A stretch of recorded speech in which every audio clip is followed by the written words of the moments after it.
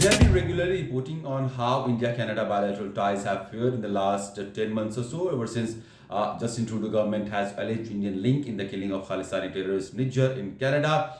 However, largely among the diplomatic tussles that has been going on, the other aspect of the bilateral ties have been broadly untouched, or there has not been any policy pushback on that. But one decision that has just came into light is regarding Infosys, one of the largest infotech company in India, which has been slapped with a penalty of 82 lakh rupees in Canada.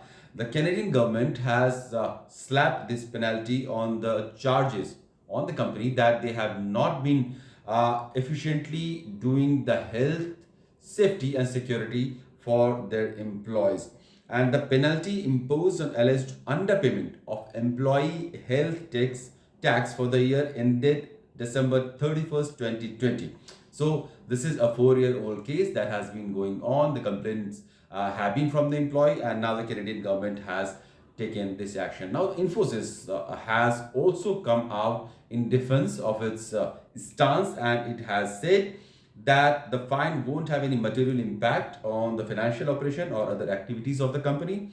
And the company, as a major software service provider, has a huge presence in Canada, and they have hundreds of employees who go for off-site working also in Canada. We know that US, Canada, and other many European countries have been one of the dream destination for many off-site workers working for software service provider companies in India. And the Infosys presence has Alberta, Mississauga, Ontario, Bunbury of British Columbia, and another one in Ontario. So these are major locations where Infosys workers have been situated. Now, what is the case? The employee health tax is a mandatory payroll tax that is imposed on employers in select Canadian provinces like Ontario and British Columbia. And this tax is calculated based on various forms of employee compensations, including salaries, bonuses, taxable benefits, and stock options. And its primary objective is to contribute to the funding of healthcare services within the provinces.